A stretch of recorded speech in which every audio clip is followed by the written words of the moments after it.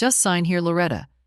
It's only a delivery receipt, Rachel said with that tight-lipped smile of hers, already turning away before I'd finished uncapping the pen. I signed. I always signed. The next morning I found a letter slipped under the door of my garden unit. My house had been sold. Not theirs, not ours.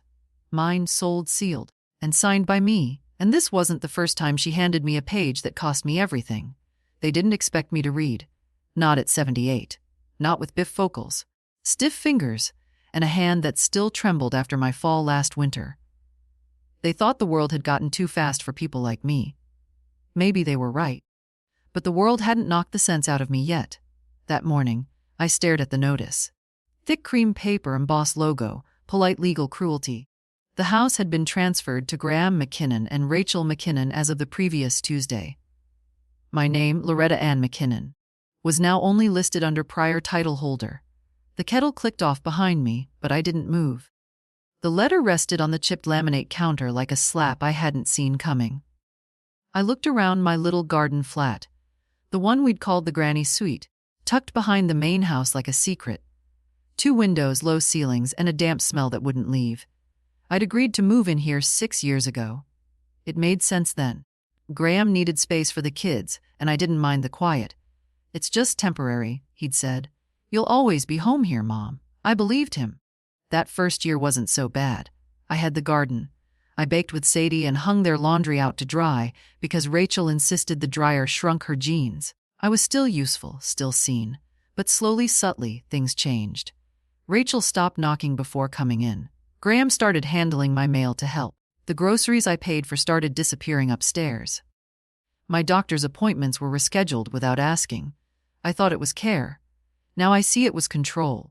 And then the papers began. Little forms. Sign here so we can pick up your meds. This is for insurance. Nothing major. Delivery slip, just routine. The pages were always turned toward me. Pen ready. Distractions built in. The toddler crying, the dog barking, the dinner bubbling over. I signed because I trusted them. And now I saw what I'd done. The main house wasn't mine anymore. The very walls Graham was born in. The porch where I nursed my husband through his final weeks. The windows I'd washed every spring gone. I walked stiffly to the old filing cabinet, hands numb. I opened the top drawer and pulled out my will. Dated 2008. Back when I still held the deed. Back when I was still someone people respected. Rachel appeared that afternoon like nothing had happened. Just need your signature on one more thing, Loretta. Delivery confirmation for the cleaning service. I'll leave it here. She tapped the paper on the table, barely meeting my eyes. My hand hovered over the pen. Is this like the last one? I asked. She blinked. What? The one that sold my house. Rachel laughed too quickly. Don't be silly. It's just logistics. You know how these companies are. Forms for everything. I looked at her. Really looked for the first time in a long time. I think I'll hold off this time, I said, my voice even. She frowned, the mask slipping for a second. Fine, suit yourself. It's just going to cause delays. After she left, I unfolded the paper she'd left behind. It was not a delivery receipt. It was a voluntary termination of occupancy agreement. If I'd signed it, I would have agreed willingly, legally, to leave the property within 30 days, and they would have had every right to evict me from my own backyard. I set the paper aside. My hands were still shaking, but not from weakness, from rage, from betrayal. I hadn't fought through 2 jobs and a husband's cancer, and raising a son alone after 40 to be quietly erased in my final decade. I hadn't spent 60 years being the backbone of a family to be shuffled out like old furniture. No, I would not go quietly. Not this time. The guest house had a sloping ceiling that made you crouch near the window. And in winter, the wind slid under the door like a stray animal. But I hadn't complained. Not when they moved me in. Not when they forgot to bring the space heater for the first 2 winters. Not even when Rachel started using my fridge for overflow groceries. The truth is, when I moved out of the main house, I thought I was being helpful. I told myself it was just a shift, not a loss. It's still your home. Mom, Graham had said, his arm around my shoulder. This is just so the kids can have their own rooms. You'll have your own space, your own entrance. Everything you need. I nodded, smiled, packed.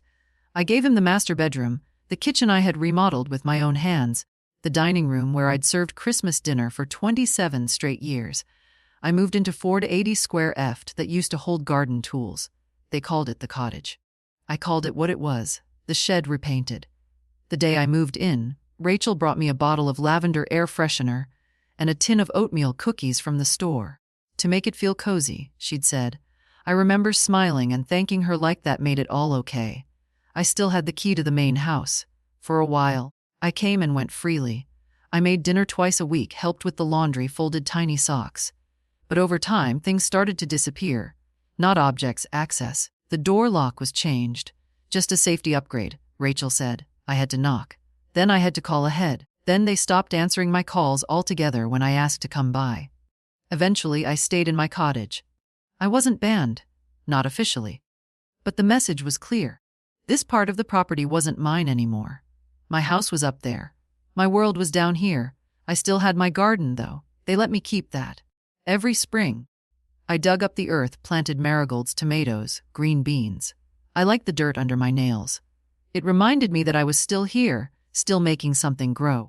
One afternoon last fall, I came outside to find my garden boxes moved, just dragged to the other side of the yard. I stood there, clutching my tail, confused. Rachel came out with a coffee in hand. "Oh," she said, noticing my face. "We needed space for Sadie's new swing set. Hope you don't mind. The sun's better over there anyway." She didn't wait for my answer, just went back inside. I didn't fight it. I moved my plants again. I bent down in the cold and replanted everything, knowing full well most of it wouldn't survive the shock. But I did it anyway, because that was easier than confrontation. Because I'd been trained to be grateful for crumbs. I still remember the first time I noticed my bank account looked different. It was a year and a half ago, a routine check on my tablet, which Graham had insisted on setting up for me. He said it would be easier to keep all my apps and info in one place. I saw transfers I didn't recognize, regular round numbers going out every month. I asked him, "Oh, that's the new property tax structure," he'd said. "It's all automated now through my account." "Don't worry. I've got it." My own son explaining to me how my money worked.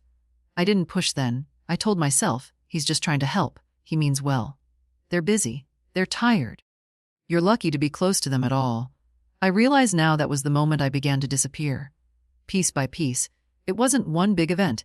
It was paper cuts, quiet erasers, death by 1,000 little kindnesses with strings. I watched Sadie grow up through the window. She used to come down every morning to say hi on her way to school. Then she didn't. I watched them repaint the house last summer in a color I hated. No one asked me what I thought. It didn't occur to them to ask. Now I know why. Because I didn't own the house anymore. Because they'd been preparing for this for a long time. That afternoon, after Rachel tried to trick me again, I sat in my garden and stared at the house. My house. It looked the same as ever. White shutters, rose bushes under the front window, Graham's car in the driveway. But I could feel the rot under the paint. I went inside and opened the drawer where I kept my old documents. I hadn't looked through them in years. Birth certificates, my marriage license, Derek's death certificate, and the deed to the house, dated 1982, both our names, Loretta and Derek McKinnon. I held that page for a long time. Somewhere along the way, I had trusted my son more than I trusted my own instincts. That was about to change. Graham wasn't always like this. I remember the boy with grass-stained knees and a wild crown of blonde curls, always building forts out of couch cushions and yelling that he was protecting the castle. He hated carrots but loved puzzles. When Derek died, Graham was 26 and still calling to ask how to boil rice. He used to come by every Sunday after church, even when he moved across town. "You shouldn't eat alone, Mom," he'd say, unwrapping paper bags of greasy takeout with a grin. That version of my son, warm, thoughtless in the charming way, started fading the day Rachel appeared. Rachel Holloway. Law degree, perfect smile, black blazer, even at barbecues. She wore heels to our first backyard dinner and checked her phone more than she looked at anyone. I tried not to judge. She was ambitious, that was clear. But something in her eyes set me on edge. They were polite eyes. Polite and cold, the kind that smile without softening. "She's just shy," Graham had said the first time I brought it up. I'd said nothing. I wanted to believe him. Rachel got pregnant quickly. The wedding came second. A courthouse affair. No family invited, just 2 signatures in a Facebook post. "We'll do a big celebration later," Graham said. It never happened. After Saadi was born, they moved in with me. I offered. It made sense. The market was terrible. Graham had just switched firms and Rachel was taking maternity leave. You have all this space, he said, eyes scanning the house like he was already dividing it in his head, and will help out. Make it easier for you too. He called it a win-win. At first, I liked having them around. The house buzzed again. I'd hear baby cries at 300 a.m. and smile, knowing life was still being made under this roof. I cooked, watched Saadi when they needed to run errands, tried to stay useful, but useful turned quickly into invisible. Rachel didn't like how I folded the laundry. You don't have to do that, Loretta, she said once, already refolding it. I know you're trying to help, but we have a system. She didn't like my chicken pot pie. Too salty, my television shows too dated, my advice too much. Graham changed slowly. At first, he defended me. She's just tired, Mom. New baby, no sleep. You remember what that's like? But the defenses got softer. Then they stopped altogether. Then he started rolling his eyes at me too. One night, I made lasagna. Real lasagna. Ricotta, fresh basil, homemade noodles. I spent the whole afternoon layering it just like Derek liked. I set the table, lit a candle. It wasn't anyone's birthday. I just wanted to feel like a family again. They came in late. Rachel looked at the table, the food, the flickering candle light, and laughed. Oh, sorry. We already grabbed Ty on the way home. I didn't know you were cooking. Graham gave me an awkward shrug. Next time, let us know. I sat down and ate alone, one plate, one glass, one candle. After they moved me into the guest suite, things got quieter. Less dinners, less talk, less space.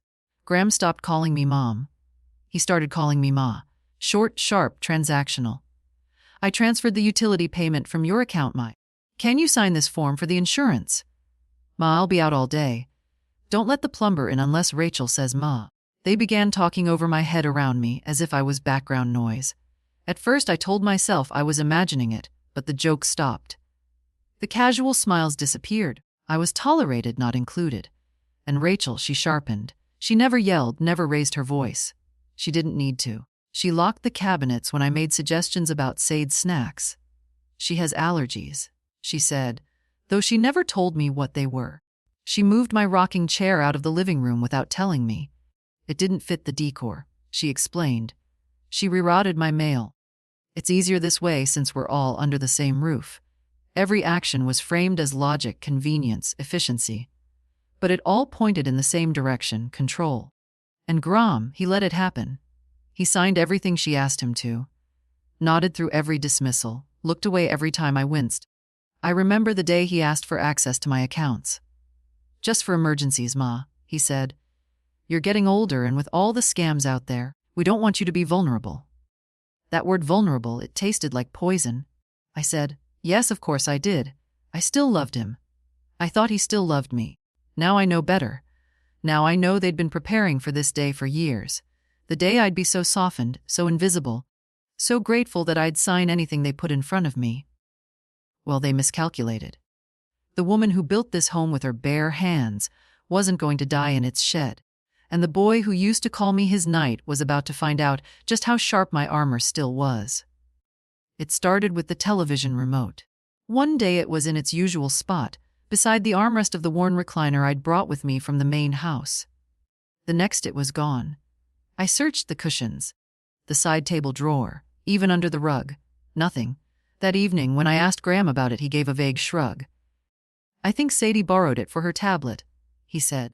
She's always pressing buttons. I didn't believe him. Sadie hadn't come down to the garden suit in over a week. The remote was never replaced.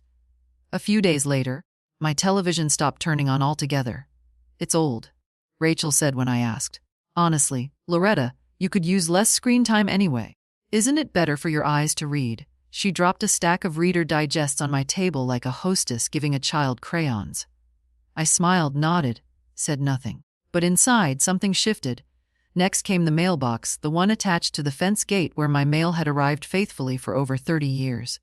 Bills, catalogs, birthday cards.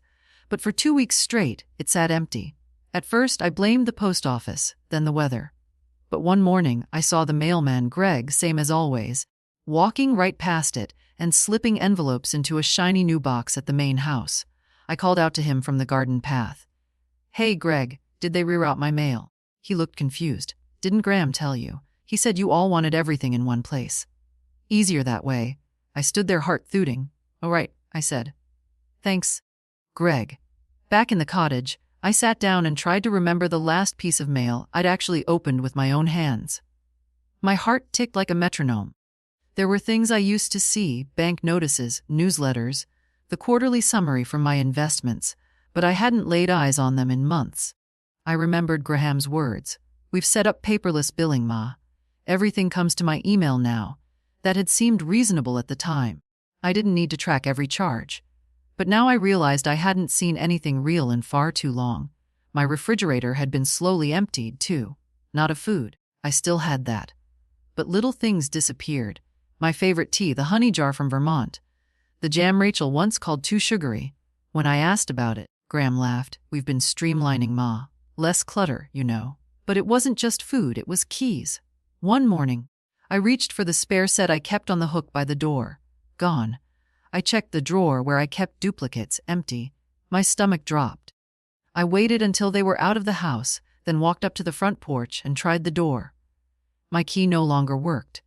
I stood there, hand on the doorknob, like a ghost trying to enter its old life. I didn't tell them I knew. I just walked back to my little house and closed the door behind me with care. I sat down in the recliner without a remote, without mail, without a key to my own home, and folded my hands. My world had been reduced to 40-80 square feet. A garden view, a bed, a kettle, and silence. Even the photos on my walls felt different. Derek smiling in his flannel shirt.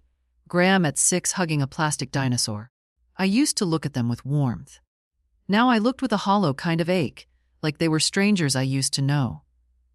The worst moment, though, wasn't a missing object. It was the night I knocked on the main house door because the cottage circuit had tripped. It was dark, cold, and I had no power. I knocked. No one came. I knocked again, harder. Finally, Graham opened the door in his gym clothes, earbuds still in. "What?" he said, irritation already blooming. "I lost power," I said. "The heater won't turn on. Could you check the breaker box?" He blinked. I stared at him. "Yes, now." He sighed. "I'm in the middle of a virtual session, Ma. Can it wait?" "No," I said quietly. "It's 37 degrees in there." He stepped out annoyed. Rachel stood behind him, arms crossed, saying nothing. He flicked the box, muttered something about outdated wiring, and went back inside before I could say thank you. I walked home in the dark. That night, I sat at the table with a pad of paper and began making a list. Not groceries, not bills. A different kind of list. What I no longer control. My key, my mail, my power. My television, my documents, my money. Not sure, need to check. My space, my voice in the house, my place at the table. I stared at that last line. It hurt more than all the others. When was the last time I was invited to dinner? Thanksgiving. No, they went to Rachel's sister's that year. Christmas. I ate here alone. Graham brought me a plate on a paper tray. The truth settled in, bitter and precise. I wasn't a guest. I wasn't a host. I wasn't even a mother anymore. I was a tenant. One they were slowly evicting in everything but name. But that meant something very important, didn't it? It meant I was still here. Still present. And if I was still present, then I still had time, still had choices, still had fight. I closed the notebook, stood up, and put the kettle on. They thought I'd gone soft. They were wrong. I started keeping my important papers in a biscuit tin. It was ridiculous. I know. I had a filing cabinet, neat folders, labeled envelopes. I had systems. But after the key disappeared, after my mail vanished, after Rachel's just signed this tricks, I began to realize that systems only work when no one else is rewriting the rules. So, I took everything that mattered and tucked it into an old rusted tin, the one with the image of a red barn on the lid. I kept it on a shelf in the back of my closet, hidden behind a stack of unused quilts. Birth certificate. Derek's death certificate, our marriage license, the original will, 2008, signed and notarized, still legally valid, as far as I knew, a list of account numbers. The last full printout of my bank summary from over a year ago. I'd forgotten how good it felt to hold paper in my hand, cold, solid, mine. I'd taken the precaution after the night Rachel came down wearing her best version of concern. "Loretta, we've been talking," she said, clasping her hands together like a school teacher preparing bad news. "You've got a lot of old documents cluttering your space, tax stuff, bank statements, all that. We were thinking we could help you digitize everything. Much safer that way. Paper gets lost, you know. I nodded, smiled, pretended I didn't hear the click of the trap. That's very thoughtful, I said. Let me think about it. That evening, I checked my cabinet. 2 folders were missing. The one with my investment summaries, and the one with the house title. I waited until they were asleep and went into the main house using the back door. Sadie always forgot to lock it when she let the dog out. Rachel's home office was immaculate as always. Modern desk, neutral walls, a framed diploma from her law school, and a photo of her holding Sadie on a beach in Cabo. I stood there for a moment, trying to feel like I belonged. Then I opened the desk drawer. It wasn't even locked. There underneath a stack of client files and a labeled folder marked Thornwood, OA was a thin manila envelope with my name written on a sticky note. Inside the missing folders, I didn't take them. That would have been too obvious. Instead, I photocopied them the next day at the pharmacy on 3rd Street, 40 cents a page. Best money I'd spent in years. That's when I saw it. On the last page of the investment file, Rachel had added herself as an authorized financial coordinator. The language was vague, but the implications weren't. It gave her the ability to manage, transfer, and consolidate assets for the benefit of the household. Not me, the household. The next day, I took a walk to the bank. I hadn't been in person since before the pandemic. Everything had gone online, automated, hands-off. But that morning, I walked right into North Valley Credit Union, pulled a number from the little machine, and waited. The branch manager was new, young, nervous. I told him I wanted to see the signature authority on my accounts. He blinked. Of course, Mrs. McKinnon, do you have your ID? I handed it over. He clicked and typed and squinted at his screen. Then he smiled, uncertain, polite. Looks like your listed with Rachel McKinnon and Graham McKinnon. My mouth went dry. Since when? He turned the screen a little. The authorization was updated about 8 months ago. Right here. He pointed to a scanned document. It had my signature on it, except it didn't. It was close. Very close, but not mine, I could tell. A hesitation on the capital L, a shaky loop in the middle of my last name that I never made. Rachel had tried, but she wasn't an artist. She was fast. My hands were trembling as I stood up. I thanked him. I walked home. They'd forged my name. Not on a will, not on a birthday card. On access to everything I owned. That night, Graham knocked on my door for the first time in weeks. Hey, Ma, he said, his voice casual, but a little too cheerful. Rachel said, you went to the bank. Everything okay? I looked at him, really looked. The boy with the toy dinosaurs was long gone. In his place stood a man with clean nails, dry eyes, and a quiet chill in his smile. Everything's fine, I said. Just wanted to check on my investments. You know how I worry, he chuckled. Well, you don't need to worry. We've got you. Yes, I thought, like a bird in a cage. After he left, I sat at my little kitchen table and opened a fresh notebook. I labeled the first page what they've taken. I wrote control of accounts, house deed, access to mail, power of attorney, social security info, location of original, my name on paper. Then I made a second list. What I still have, my mind, my documents, copies, my biscuit tin, my memories, my resolve. I underlined the last one twice. This had gone far beyond overreach. It wasn't carelessness. It wasn't miscommunication. It was theft. Quiet domestic, legally masked theft. I'd seen cases like this once years ago when I used to volunteer at the senior center. Women like me, widows, grandmothers slowly cut out of their own lives by family members who called it help. Back then, I used to think that could never happen to me. My Graham would never do that. But now I knew better.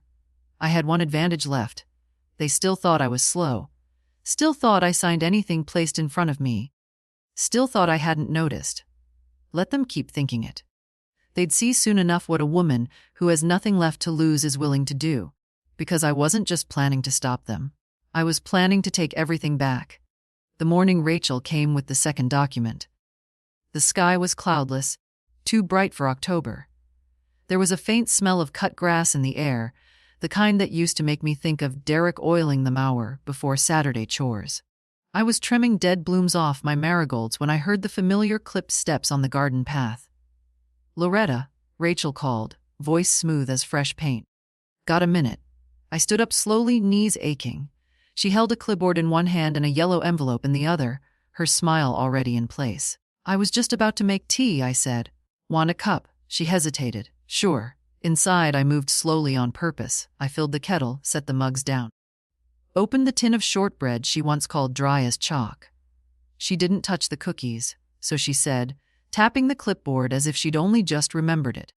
This is nothing major, just a routine form from the delivery service. We had a few packages dropped off last week, and they need a signature confirming receipt. I sat across from her. Packages, she blinked, for the house. Supplies, mostly bulk groceries, some office things. You know how Graham orders everything in. I didn't. No one told me anything anymore. She flipped the clipboard around and handed me a pen. It's just a confirmation. You don't even need to read it if you don't want. All standard. That last sentence, it rang in my ears like a siren. You don't even need to read it. I took the pen but didn't touch the paper. Instead, I looked at her. Really looked. Rachel's hair was pulled into its usual perfect knot. Not a strand out of place. Her nails were freshly done, dark burgundy. Her eyes didn't waver. She was good. Too good. I smiled gently. Well, if it's standard, I suppose you won't mind if I take a moment with it.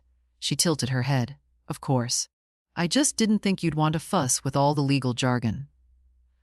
Oh, I do enjoy a bit of legal jargon, I said lightly, unfolding the paper from the clipboard.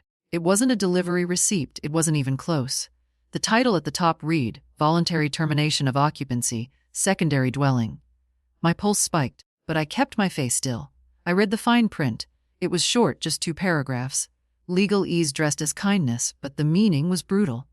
By signing, I would acknowledge that my current residence, my garden unit, was no longer necessary for my quality of life, and that I agreed to vacate within 30 days to allow better utility of the property.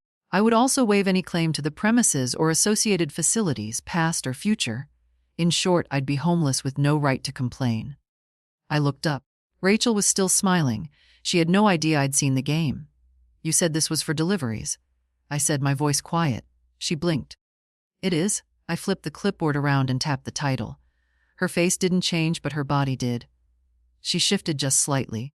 The way a boxer does when they realize they've walked into a trap. Oh, that. Well, I must have brought the wrong page. That's an old draft. Graham had a few things printed for work. They must have gotten mixed up. I handed the clipboard back, I see. Easy mistake. She reached for the pen, but I kept it in my hand. I'd like a copy of this, I said. She hesitated. Of course, though, again, that's not the one I meant to bring. I'd still like a copy. Rachel stood smoothing her skirt. I'll print one and drop it off later. No need, I said, rising. I'll walk up and use the printer myself. That's really not. I insist. We stood there facing each other, the tea gone cold between us. Finally, she relented. All right, Loretta, of course. After she left, I didn't print the document. I scanned it using the app my granddaughter installed for me last Christmas and sent it to myself, to my lawyer, and to a new email I'd created that neither Rachel nor Graham knew existed. Then I sat back down, opened the biscuit tin, and added a new note to the top. Attempted eviction signed document not delivered. Intent confirmed. It was the first time I used the word eviction. It tasted like rust in my mouth. That night, I sat in the dark and watched the porch lights of the main house flick on one by one. The motion sensor caught Rachel as she stepped out with her phone. She was pacing, talking fast. Her free hand moved in sharp gestures. She thought she was winning. She still believed I was slow, fragile, malleable. But here's the thing about women like me. We're underestimated for so long that people forget we ever knew how to fight. We cooked the meals. Yes. We rocked the babies. Yes. But we also handled the taxes, buried our husbands, survived recessions, mended roofs, learned how to work machines no one taught us to use. We watched entire eras rise and fall, and we're still here. I hadn't signed the document. That was the win that mattered. But this wasn't over. I knew now, without doubt, that they wanted me gone. Not someday, now, which meant I had no time to waste. The next morning, I made an appointment with someone who hadn't heard from me in over a decade. But someone who once upon a time told me, if you ever need help, not the kind for a leaky sink, but the real kind, call me before you sign anything. It was time to see if he'd kept his promise, because I sure as hell was going to keep mine. The library on Main Street hadn't changed since 1984. Same pale green carpet, same smell of dust and ambition. The clerk at the front desk was new, early 20s, dyed blue hair, eyeshadow too bright for morning. She smiled politely when I asked for access to the public computers. Sure, ma'am. Let me just log you in. Mom, that word used to mean respect. Now it meant fragile. I thanked her and settled at the far terminal, adjusting my glasses. My fingers were slower than they used to be, but they remembered how to search. Voluntary termination of occupancy, plus elderly, plus legal validity. Elder eviction disguised as paperwork. Signs of financial abuse by adult children. Each click brought something familiar, like someone was finally saying out loud what I'd only suspected in silence. It had a name. What they were doing to me: undue influence, coercive control, fraudulent conveyance. I printed articles, scanned legal definitions, took notes. I felt like I was cramming for an exam I hadn't known I'd be taking. But there was something satisfying in it. Empowering, like I'd found a flashlight in a dark room. When I left, my bag was heavier than when I arrived. My chest was lighter. But I wasn't done. I took the bus across town to a little insurance office wedged between a barber and a bakery. The gold letters on the window read, Spard, Notary and Legal Services. Shirley Pard had once been my bridge partner. She was now retired from court reporting, but kept a license to notarize and draft minor legal paperwork. She looked up from her desk, blinking in surprise. Well, I'll be damned, Loretta McKinnon. I haven't seen you in 10 years. I'm making up for it today, I said, closing the door behind me. She stood and hugged me like no time had passed. I didn't cry. Not then. But something loosened in my chest. We sat and I unfolded the papers. Photocopies of the forged signature, the false occupancy form, the scan from the bank. I watched her face go from curiosity to concern. This isn't sloppy, she said finally. This is deliberate. I need to know what I can do, I said quietly. For now? Shirley nodded, already pulling forms from her drawer. We'll start by drafting a sworn affidavit. You'll state that the signature at the bank isn't yours, that you never knowingly transferred your deed or authorized anyone to act on your behalf. If it comes to court, this protects you. Will it hold? It's a start, but more importantly, Loretta, you need a lawyer. A real one. I hesitated. She read my silence. I'm not saying go to war. I'm saying get someone on your side before they move again. I thought of Rachel's polished nails, Graham's empty eyes. I already made a call, I said, to someone who used to help us with Derek's business taxes. He's still practicing. Shirley smiled. Good. Then you've got a fighting chance. We filled out the affidavit. She notarized it. I slid the papers into my bag with care, like carrying a map out of a trap. Before I left, Shirley touched my hand. Loretta, she said softly, this isn't your fault. You trusted them. I taught them, I replied. There's a difference. Outside, the wind had picked up. I buttoned my coat. I wasn't naive anymore. Now I was preparing. North Valley Credit Union smelled like lemon cleaner and fresh ink. The kind of smell meant to say, trust us. Everything's under control. I arrived 5 minutes before opening, sat on the wooden bench near the entrance, clutching a manila folder like it was armor. Inside were the notarized affidavit, copies of the forged signature, and a list of every unauthorized transaction I'd been able to piece together. When the doors opened, a young man with a name tag Daniel greeted me with a smile too wide to be sincere. Good morning. How can we help you today? I didn't waste time. I need to speak with the branch manager. Private office. This isn't teller business. Something in my tone made him straighten. Of course, ma'am. One moment. 5 minutes later, I was seated across from a glass desk facing a woman in a navy suit. Late 30s, sharp eyes, clipped voice. She introduced herself as Monica Alvarez, Client Services Director. I introduced myself the way my mother taught me, clearly, firmly, with eye contact. Then I opened my folder. I'm here because someone has used my accounts without my consent.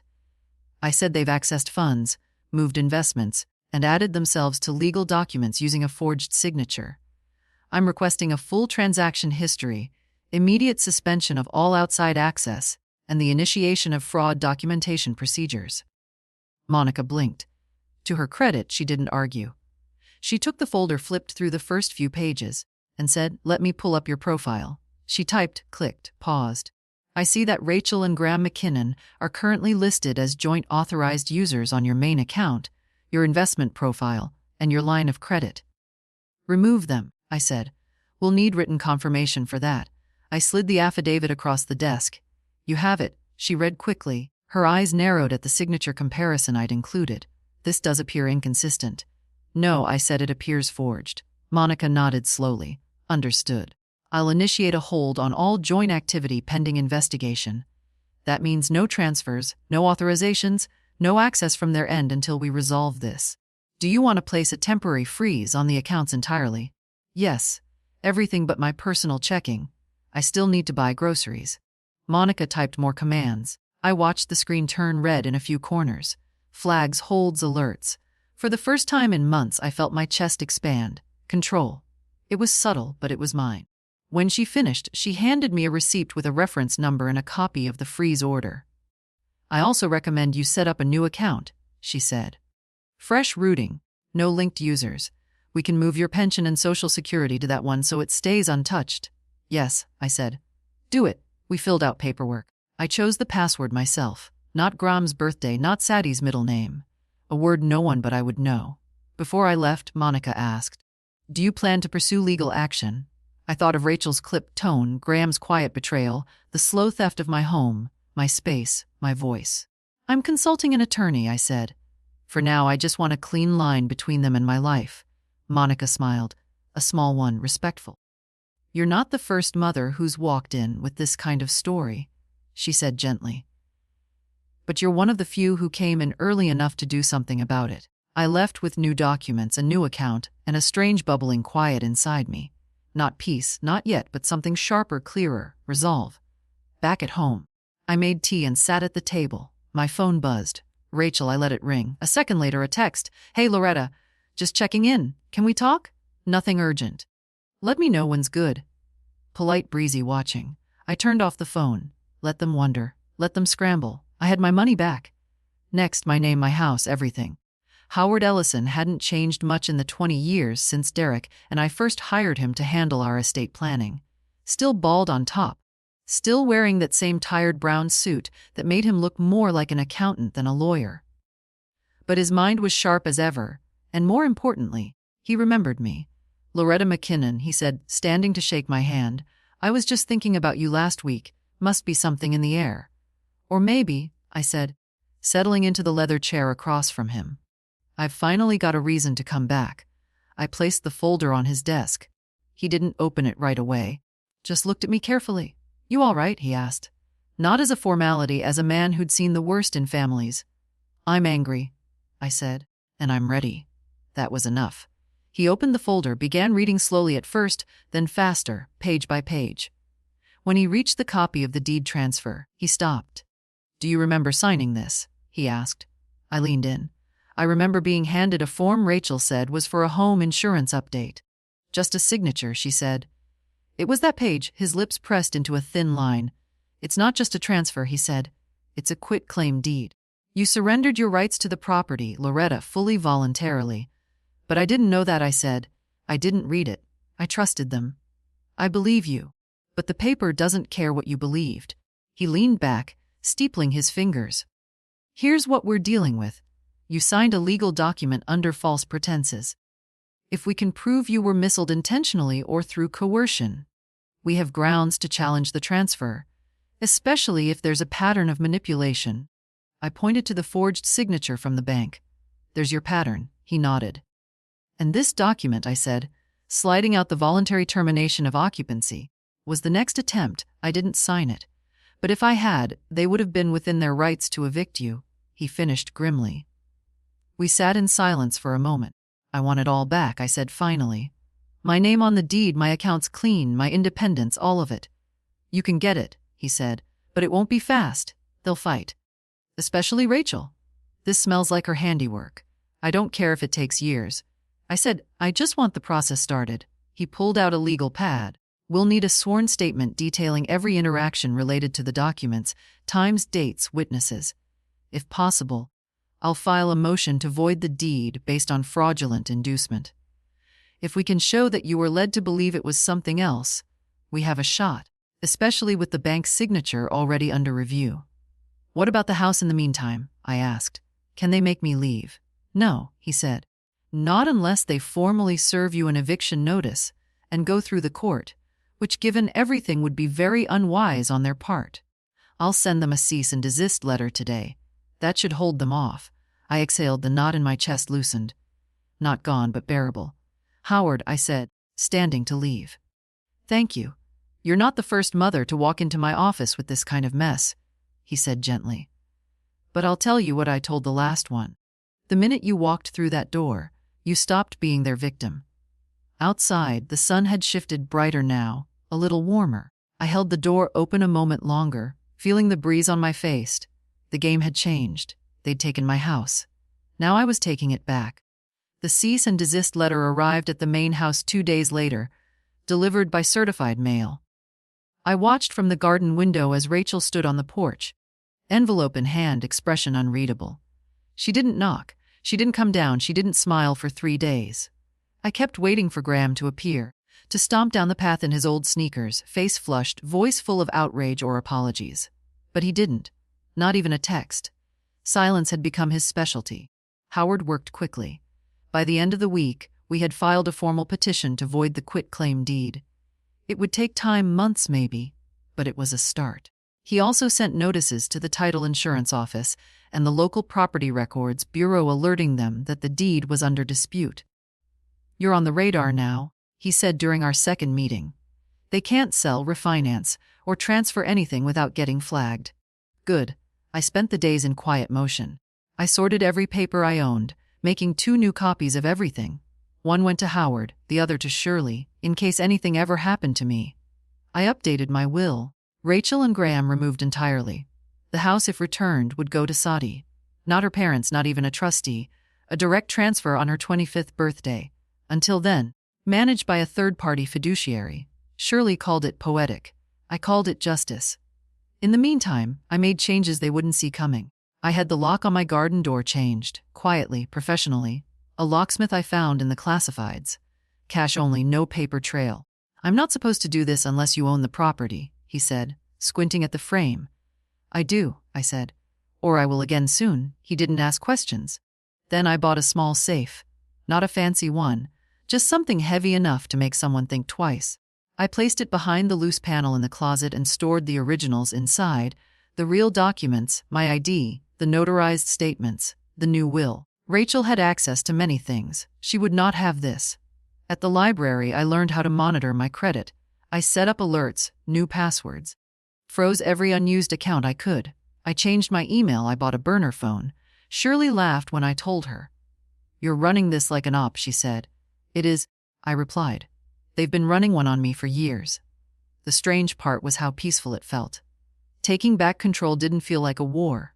It felt like gardening, quiet, methodical, patient, one road at a time. Pull, clear, protect. Then came the confrontation. It was evening. The sun had dipped low behind the house, casting the garden in soft shadow.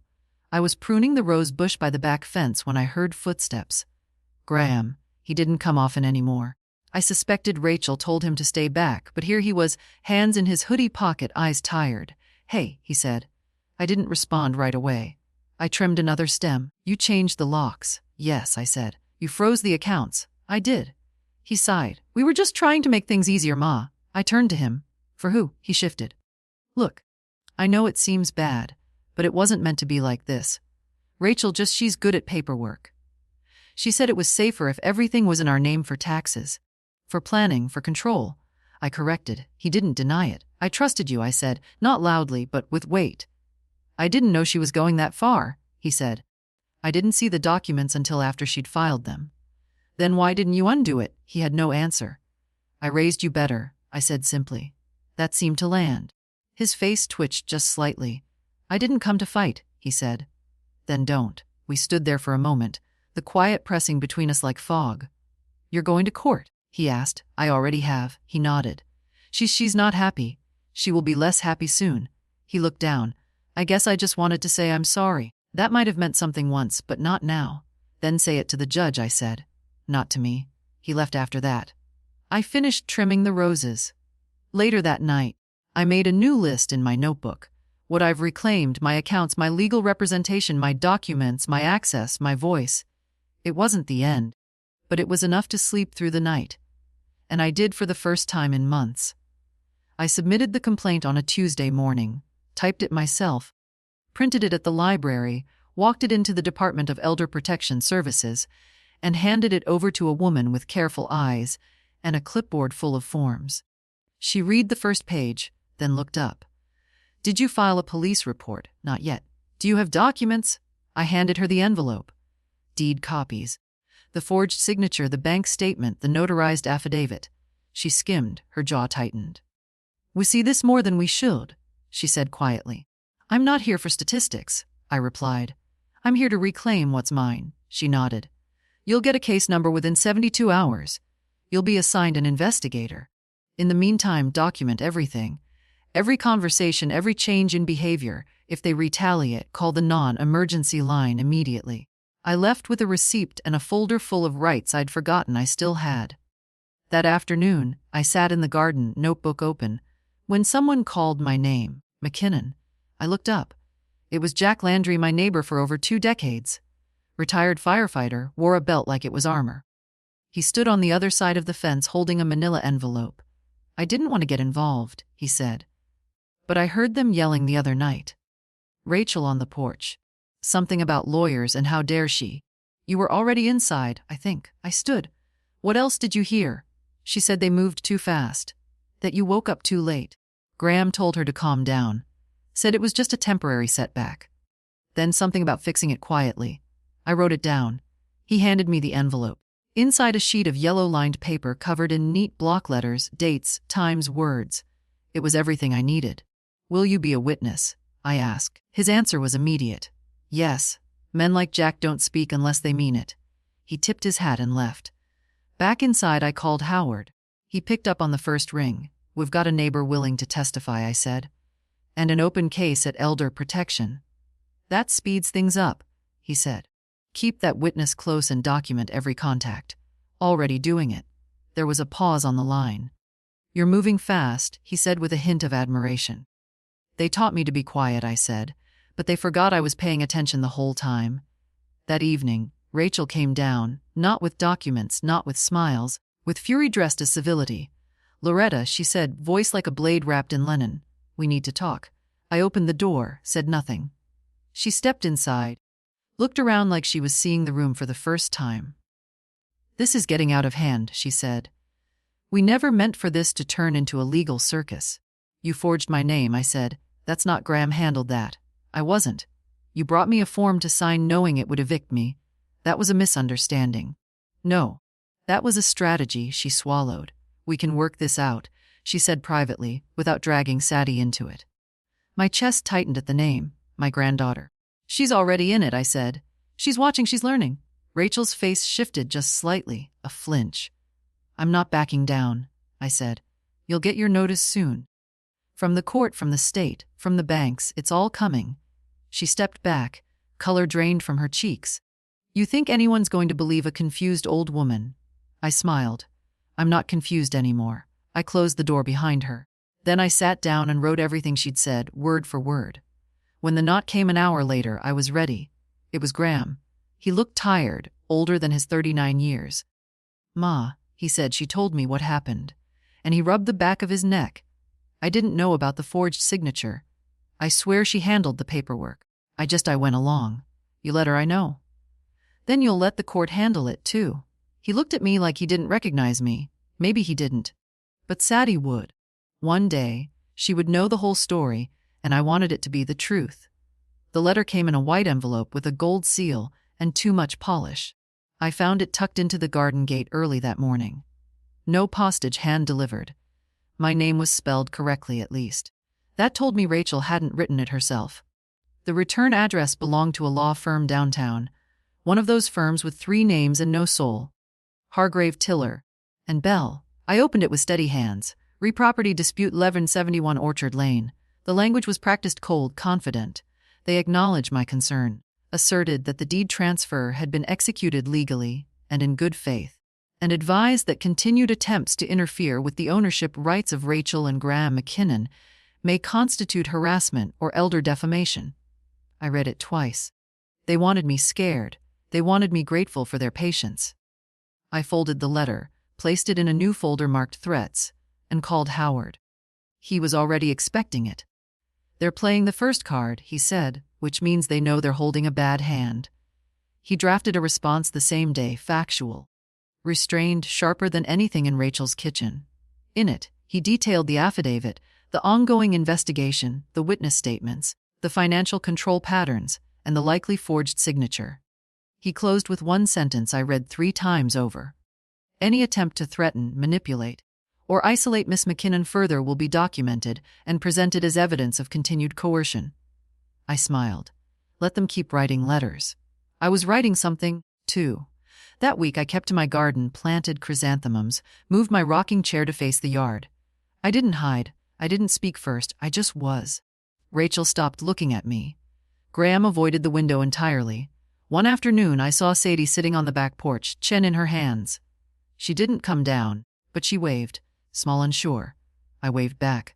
I wondered how much she understood. Children see more than we think.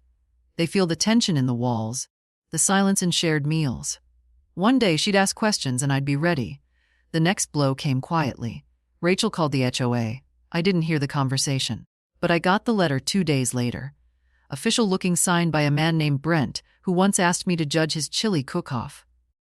The notice cited unauthorized landscaping, non-permitted alterations to the garden unit, and use of unregistered surveillance devices. They wanted to find me. They wanted to wear me down. I wrote back politely. I explained that no alterations had occurred, that I had no surveillance devices, and that any landscaping was confined to my private designated lot per the original zoning agreement, still under review due to the disputed deed. Howard sent a second letter on my behalf, citing housing law and threatening counter-litigation if the HOA engaged in coordinated pressure tactics. I kept copies, logged dates. Nothing slipped through anymore. This wasn't just a fight for my house. It was a fight for reality. They had painted me as confused, delicate, fading. That was the story they needed to win. But I wasn't fading. I was documenting. Every look, every silence, every attempt to nudge me back into the dark. They tried one more trick. Late Friday night, I found a maintenance worker at my garden door. Young, apologetic, holding a clipboard. Got an order to inspect the water heater. He said, owner's request. I looked him in the eye. Who signed the work order? He checked. Rachel McKinnon. I didn't request it, I said. And until the court decides, no one touches this unit without my consent. He stepped back, nervous. Understood. I wrote down the time, his name, and the license plate of the van. Howard added it to the file.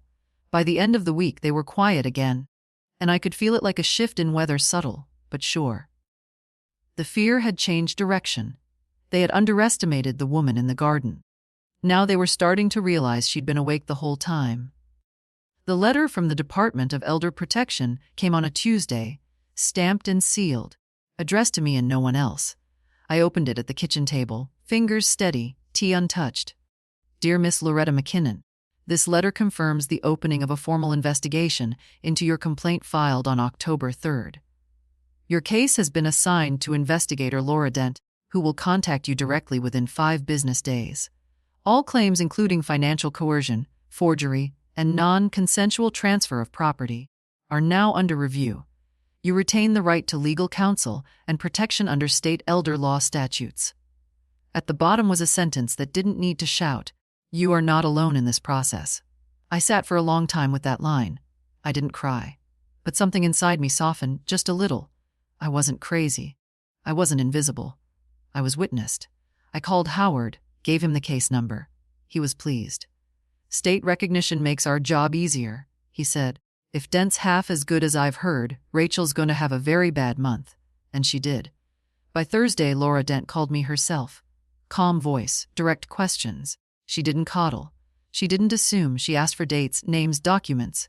I gave her everything. She asked if I felt safe. Yes, I said. Now I do. We scheduled a home visit for the following Monday. I didn't tell Graham or Rachel, but they felt it. That same day, Rachel stopped me in the driveway. She hadn't worn makeup. That alone told me something had cracked. I just want to know what you're trying to prove, she said. I stood beside my Merolds, gloved hands still dirty from the soil. That you lied, I said. That you took. That you counted on my silence. This is going to destroy Graham. He destroyed himself. Her mouth twitched, but she held her voice steady. Do you really want to air this all in court? Make Sadie watch her family fall apart? I looked at her evenly. She should see exactly what happens when someone gets used up and decides not to disappear. Rachel's mask slipped for a second, just long enough to reveal the real fear beneath all her polish. It wasn't about me ruining her. It was about me surviving her.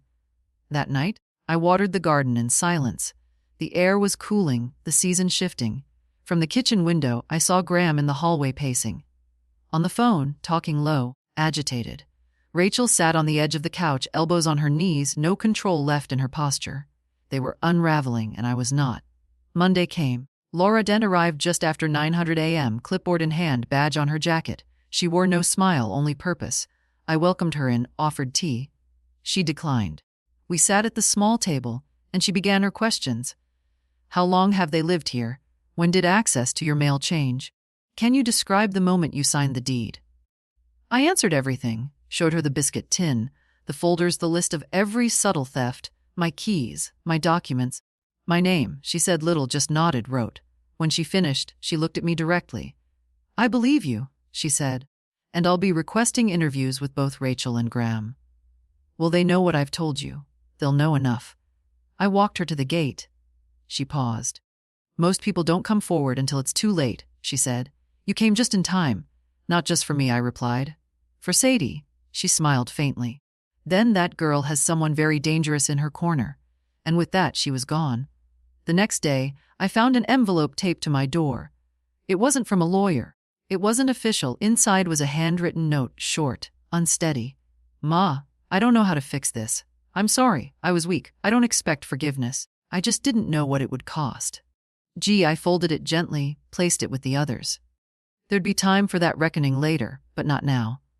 Now I had a case file, a government investigator, a lawyer, a witness, and a voice that no longer shook when I used it. Let them circle. Let them doubt. Let them whisper about the quiet old woman with dirt under her nails and fire in her teeth. She wasn't done yet. The court date was set for December 14th.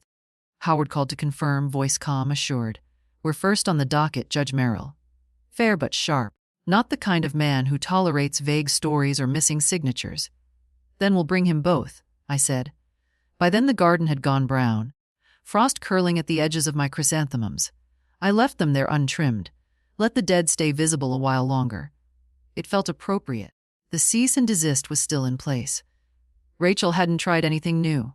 No more surprise maintenance men. No more forged forms slipped under the door. But silence wasn't peace, it was strategy. I knew that now. That Friday, she came down again. No clipboard, no mask, just her. She didn't wait for an invitation. Just stepped inside as if the walls still obeyed her. You're really going through with this, she said. Yes. Do you know what you're starting? I know what I'm finishing. She sat uninvited, wore no makeup this time, no rings. Graham's a wreck, he made choices. And you think dragging this through court is going to fix it? No. But it will stop it. She leaned forward, hands clasped. I'll make you a deal, she said. You dropped the suit. We'll put you back on the house title, co-owner. We'll set up a trust in Sadie's name. Let it all settle down. I stared at her. The offer was neat, professional, safe. But she hadn't come for peace. She'd come for control. No, I said. Why not? You'll get what you want. I won't, I said quietly. What I want is not to be managed, she bristled. We were protecting the family. You were insulating your future with my past. She shook her head. You'll lose. We have signatures, records, witnesses. I smiled. So do I. She stood. You always had a way of making things harder than they needed to be. And you always had a way of confusing silence with consent. That stopped her. For once, she didn't have an answer. After she left, I made tea, sat in the rocking chair, listened to the creak of the wood under my hips, and thought of all the noise I hadn't made over the years, the apologies I'd swallowed, the forms I'd signed. No more. That weekend, Jack Landry came by. I spoke to the investigator, he said. Told her everything I heard. Gave her dates. I'll show up in court if I need to. You will, I said, and it'll matter. On Sunday, I sat down and wrote a letter. Not to Graham, not to Rachel, to Sadie, just one page. I didn't tell her what they did. I told her what I did. That I fought when no one thought I could. That I spoke when they preferred I wouldn't. That I chose to be something other than grateful. I sealed the envelope, wrote her name in clean black ink, and placed it in the safe on top of the new deed draft Howard had drawn up. Blank for now, but ready. The weather turned colder that night. The wind sharper, but I was ready for it. After all, winter was always quiet before the thaw. Court doesn't begin with a gavel or a speech. It begins with waiting. Fluorescent lights, shoes squeaking on tile, the hush of strangers holding their breath. I sat at the petitioner's table beside Howard, my coat folded neatly on my lap. Across the aisle, Graham and Rachel, both dressed in expensive discomfort, her hair pinned tight, his jaw locked. The bailiff called the case. McKinnon versus McKinnon, a title colder than our silences. Judge Merrill entered. Silver hair? Straight back, eyes like steel under glass. Howard stood first, laid out our case clearly. Deeds signed under misrepresentation. Financial access granted through forged authorization, progressive isolation, intentional removal of agency. He moved with precision, calm, no drama. Then came the exhibits, the signature comparison, the affidavit, the letter from the bank, the neighbor's statement, the investigator's report from Elder Protection submitted under seal. Each page passed without protest from the other table. Rachel's attorney tried to minimize, called it a series of misunderstandings, a family matter mismanaged, no malice intended. But when Judge Merrill asked, "Did your client inform the petitioner she was signing away full rights to her property?" he paused. Not in those exact words. "Your Honor." I watched Mariel lean back, the weight of it settling in. Then he turned to me. "Ms. McKinnon, do you have anything to say before I issue a ruling?" I stood. "I raised my son in that house. I said I nursed my husband there when cancer hollowed him out. I buried my name in those walls, on bills, in meals, in every corner of that land. I didn't hand it over. It was taken and I'm here to take it back." The room was silent. Even Rachel looked down. The judge nodded, picked up his pen. He ruled in my favor. The deed was to be nullified, returned to my sole ownership. Rachel and Graham were to be removed from all accounts with financial oversight transferred to an independent fiduciary pending review. An investigation into the forged signature would proceed separately. I didn't cry, but my fingers curled tight around the seat, like holding on to solid ground. It was done. Outside, the air was bright and biting. I stood for a moment on the courthouse steps, coat tight, sun sharp in my eyes. Graham approached alone. "I'm sorry, Ma," he said. "I know," I replied, "but that's not enough." He nodded, and then he did the hardest thing. He walked away. That evening, I returned home. My home. I turned the key myself, stepped into the quiet. The house smelled like age and heat and the faint memory of lemon polish. I opened the windows, let the air shift. In the closet, I found the red biscuit tin. I opened it one last time, removed the documents, filed them where they belonged, not in hiding, in order. Later, I sat at the garden table and watched the sun go down. Sadie came by after dark. No warning, just her in a sweatshirt 2 sizes too big, hands shoved in her pockets. "Grandma," she said. "Is it true?" "Yes." She didn't ask for details, she just sat beside me. We watched the sky grow quiet. After a while, she said, "You didn't let them win." "I didn't let them finish," she smiled. "Good." Before she left, she handed me a folded piece of paper. It was a drawing, a little house, a tree and a woman on the porch, rocking chair drawn in careful strokes. "She looks happy," I said. "She looks like you," she replied. And then she was gone. I sat with that picture long after the sky had gone black. They had tried to erase me, but I remembered who I was. And I wrote it down. If this story meant something to you, share it. Save it. Let someone else know. Silence is not the same as peace.